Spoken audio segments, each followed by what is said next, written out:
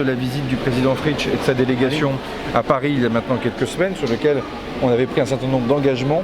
Et puis bien évidemment, c'est pour moi aussi l'occasion de décliner ces engagements sur le terrain. On parlera également de relance économique dans nos champs de compétences respectifs, parce que nous sommes attendus sur différents secteurs, le tourisme là encore, mais pas que, on y reviendra. Et puis bien sûr, préparer la visite du chef de l'État. Le président de la République se rendra cet été ici en Polynésie française pour ce déplacement présidentiel dans le quinquennat. Et donc évidemment, j'ai à cœur de rencontrer l'ensemble des acteurs politiques, économiques, sociaux, culturels, religieux, bref, tous celles et ceux qui font la Polynésie française pour préparer au mieux la visite présidentielle et faire des propositions, le cas échéant, de séquence à Emmanuel Macron pour sa visite officielle. Puis au milieu de tout ça, au-delà des temps protocolaires, j'aurai plaisir à présider les cérémonies du 8 mai, parce que les commémorations doivent aussi nous rappeler la grande histoire dans laquelle nous nous inscrivons et sur laquelle évidemment il nous faudra faire mémoire. Et donc je présiderai la cérémonie militaire avec l'ensemble des élus, des autorités de l'archipel. Par rapport à la crise sanitaire, est-ce que vous avez trouvé, Monsieur le Ministre, que la Polynésie avait bien géré la crise sanitaire ici de la Covid? On a partagé cette gestion parce que, comme vous le savez, d'ailleurs, là pour le coup, l'autonomie a été mise à l'épreuve aussi d'une pandémie que personne n'avait imaginée lorsqu'on a transféré un certain nombre de compétences. Au pays, la compétence sanitaire, mais enfin, il revient à Monsieur le Haut-Commissaire et aux différents services de l'État aussi des compétences, notamment sur la surveillance des restrictions de liberté. Moi, je considère qu'on a fait, jusqu'à présent, les meilleurs choix possibles, en tout cas les moins pires, parce que là aussi, aujourd'hui, il n'y a qu'à Faucon. Enfin, quand tout cela nous est tombé dessus au mois de février, au mois de mars de l'année dernière, très franchement, il y avait beaucoup de gens pour nous donner des conseils, mais enfin derrière, on ne les a pas forcément toujours retrouvés. Bon, donc, jusqu'à présent, on a toujours fait des choix qui étaient des choix courageux, toujours guidés par la mise en protection des populations. Toujours, toujours, toujours.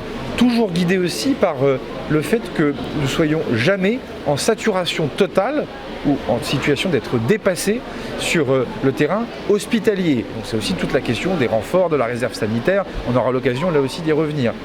Troisième chose, et je sais que je n'ai pas été très populaire lorsque je me suis adressé à vous toutes et à vous tous il y a maintenant quelques mois, où on a fermé en quelque sorte les frontières, parce qu'on a tenu à protéger la Polynésie française de l'arrivée de variants. Alors on me disait, mais pourquoi on a des taux d'incidence très bas et on nous prive quand même de circulation et d'accès au territoire? Tout simplement parce qu'on a des variants plus dangereux qui commençaient à circuler. Moi, aujourd'hui, ce que je constate, c'est que les taux d'incidence sont très bas, beaucoup plus bas que partout, y compris d'ailleurs dans l'Hexagone, et que non seulement ils sont bas, mais dès qu'on arrive à détecter quelques cas, typiquement des variants brésiliens ou des variants britanniques, la mise en isolement fait qu'il n'y a pas de circulation active de ces variants.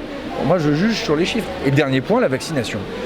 Moi, j'aurai l'occasion de le redire demain, et j'espère vous avoir à mes côtés pour relayer ce message.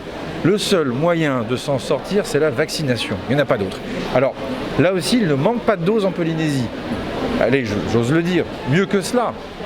Il y a eu un effort important accompli par le gouvernement de la République française pour que le Pacifique, Wallis et Futuna, la Polynésie française et la Nouvelle-Calédonie soient en quelque sorte prioritaires, considérant que l'éloignement et le très grand éloignement vis-à-vis de l'Hexagone commandait au contraire un effort logistique important.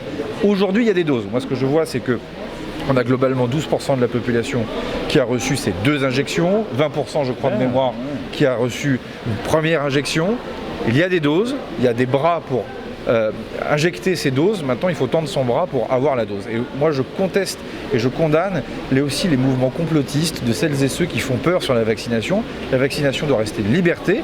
Ceux qui le veulent et ceux qui ne le veulent pas, ça c'est très bien, mais il ne faut pas raconter pour autant n'importe quoi sur la vaccination, parce que c'est le seul moyen de se protéger. On aura l'occasion d'y revenir demain, puisque je validerai.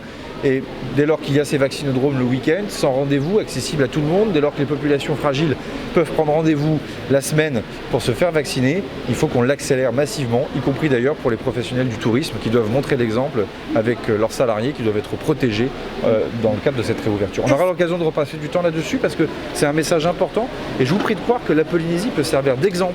C'est-à-dire que si on est capable de réussir à l'échelle d'un territoire d'un peu moins 300 000 habitants, mais grand comme l'Europe, ce rythme de vaccination, eh bien, ça voudra dire qu'on sera capable aussi de réadapter l'activité touristique dans d'autres territoires d'outre-mer assez rapidement. Voilà, merci beaucoup.